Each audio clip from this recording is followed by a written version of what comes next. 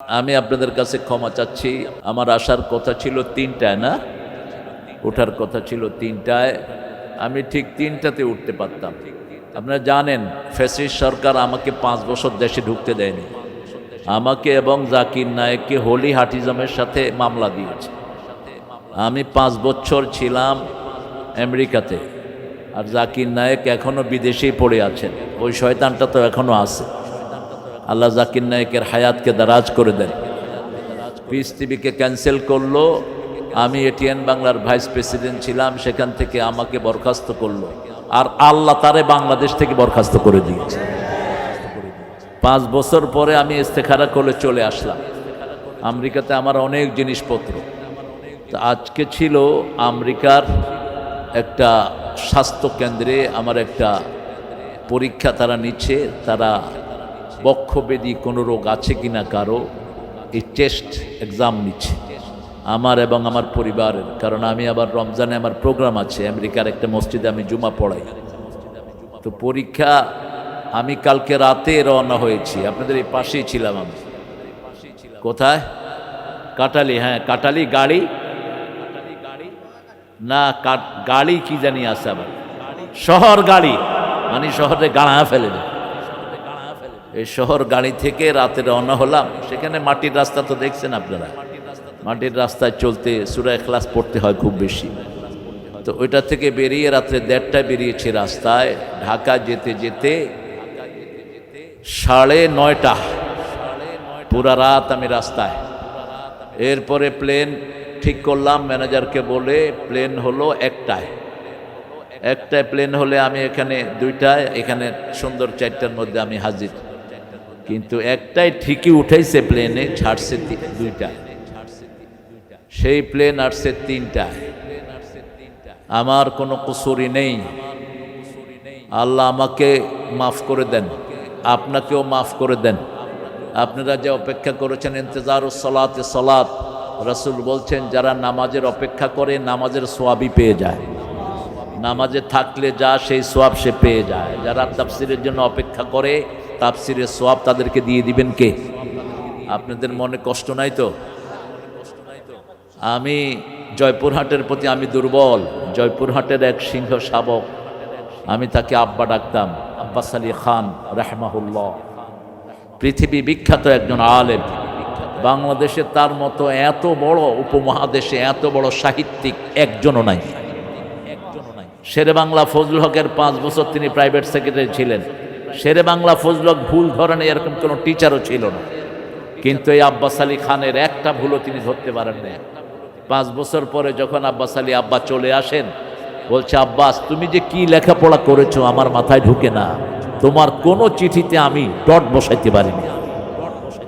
Education minister ছিলেন, আল্লাহ তার কবরকে জান্নাতুল ফেরদাউস বানিয়ে দিক। দুই মন্ত্রী দেখিয়ে দিয়েছে কিভাবে মন্ত্রিত্ব চালাতে হয়। কি সোনার মানুষ। আলী হাসান মুজাহিদ মন্ত্রিত্বের শপথ নিলেন। বিবিকে বললেন চাল কিনে দিলাম, ডাল কিনে দিলাম, আলু কিনে দিলাম, আর কিছু চাইবে না।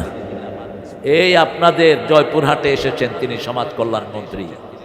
ডিসি ফোন করেছে, স্যার কয়জন খাবে? তিনি বললেন ডিসি সাহেব অফিসে কি এতিমখানা খুলছেন নাকি? বলছে স্যার আগের সব মন্ত্রীরা আমাদের উপরে চাপিয়ে দিত 50 জন 60 জন খাওয়াতে হবে, আমরা কোত্থেকে খাওয়াবো? বাজারের বড় বড় ব্যবসায়ীদেরকে, এই কলিমউদ্দিন সওদাগর 2 লাখ টাকা দিয়ে যাও, এই সুক্কু মিয়া 1.5 লাখ দিয়ে যাও। কালেকশন করে করে পকেট ভারী করতাম। 2-3 লাখ খরচ হইতো, বাকিগুলো কোথায়? ফহড়। এই ব্যবসা চলতো, অত্যাচারিত হতো আমাদের মজলুম ব্যবসায়ীরা, ঠিক না ঠিক? এসপি যদি ফোন করে বলে 2 লাখ টাকা নিয়ে আসো, এই কি টাকা না দিয়ে থাকতে পারবে? ওই শালা এসপিতে ঘুম হারাম করে দিবে। কথা বলেন না কেন? নাগরিকের কোনো অধিকার নেই। হিন্দু ভাইয়েরা, ইসলাম যদি আসে আপনাদের চেয়ে শান্তিতে কেউ থাকবে না। ইসলাম আছে যেখানে শান্তি আছে। আমরা 700 বছর ভারত শাসন করেছি, একটা হিন্দু না খেয়ে মরে নেই। আর এখন লক্ষ লক্ষ হিন্দু ডাস্টবিন থেকে খাওয়া কুড়িয়ে খায়। বাংলাদেশও তাদের অপমান, ভারতেও তাদের অপমান, ঠিক না বা ঠিক? হিন্দুদের মধ্যে যেই শ্রেণী বৈষম্য আছে, এরকম কোন শ্রেণী বৈষম্য মুসলমানদের মধ্যে নাই। নিম্নবর্ণের হিন্দু, উচ্চবর্ণের হিন্দু, সূত্র ঠাকুরা তো ছিল নোংরা বর্ণের হিন্দু। ঠাকুরের সামনে কোনো হিন্দু নর্মালি বসতেও পারত না, স্যান্ডেল পায়ে দিয়ে হাঁটতে পারত না। ঠাকুর এত অত্যাচারিত ছিল, নোংরা। তার কবিতাগুলো হলো চুরি করা কবিতা। গীতাঞ্জলির 52টা কবিতার 50টাই হলো চুরি করা। আমরা আজকে কোরআন শরীফের সবচেয়ে সোয়াবের সূরা থেকে কথা বলছি। সবচেয়ে বেশি সোয়াব কোন সূরা বলেন? কোন সূরা পড়লে সবচেয়ে বেশি সোয়াব? कितनी हसीन है दुनिया उससे भी हसीन है कुरान। কোরআনের চেয়ে সুন্দর আর কিছুই। এত পড়েছি, এত শুনেছি, আসল সূরাটারই খবর পেলাম না। পৃথিবীতে সবচেয়ে বেশি অধিকার কোন মানুষের?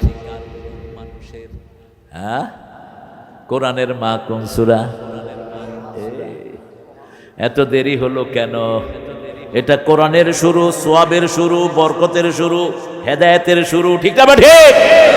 এটাই সবচেয়ে বেশি বলেছেন রাহমাতাল লিল। একবার পড়লে অর্ধেক কোরআনের সোয়াব। এটা যখনই কেউ পড়ে, আল্লাহ নিজে তার সাথে কথা বলা শুরু করে দেয়। রাসূল যখন ব্যথিত হতেন তখন পড়তেন আলহামদুলিল্লাহি রাব্বিল, থেমে থাকতেন। মা আয়েশা বলতেন এত লম্বা সময় থেমে থাকতেন, মনে হতো কোনো উত্তর পাচ্ছেন অথবা তিনি পরে আয়াত ভুলেই গিয়েছেন। এত লম্বা সময় চুপ করে থাকতেন। আলহামদুলিল্লাহি রাব্বিল আলামিন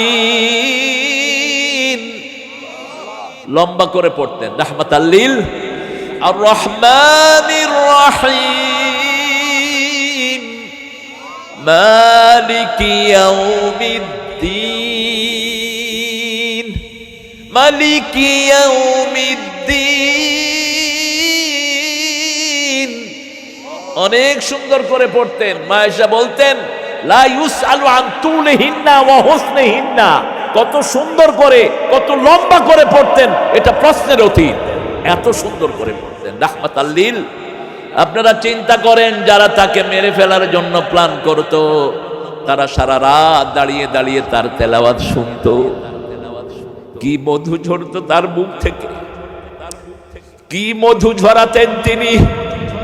সারা রাত তেলাওয়াত করতেন, সারা রাত দাঁড়িয়ে থাকতেন। কুমিল লাইলা ইল্লা কালিলা, কুমিল লাইল, পুরা রাত দাঁড়াও, ইল্লা কালিলা, কিন্তু অল্প। আল্লাহর শব্দ চয়ন কত সুন্দর।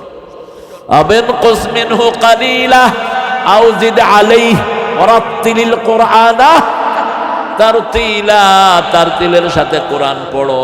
মা হুয়া তারতিল? শুধু একজন মানুষকে আল্লাহ জান্নাতে বলবেন তুমি কোরআন পড়ো আর উপরের দিকে যাও।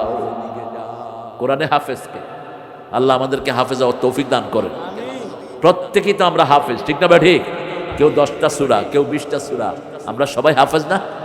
আরে কথা কয় না কেন? সূরা ফাতিহা নাই এরকম একজন হাত তোলেন তো। আছে কেউ? সবার সূরা ফাতিহা মুখস্থ, এমনকি বহু হিন্দুরও মুখস্থ। আমার এক হিন্দুর সাথে দেখা, কয় স্যার সূরা তো 10টাই মুখস্থ পারে। আমি বললাম তুমি 10টা মুখস্থ পারো মানে? তুমি তো হিন্দু। কয় হইলে কি হয়েছে, আমার বাড়ির পাশে মক্তবে হুজুর পড়ায়, আমি মুখস্থ করে বইয়ে রয়েছি। আমার ছেলে মেয়ে সবাই সূরাগুলো মুখস্থ পারে।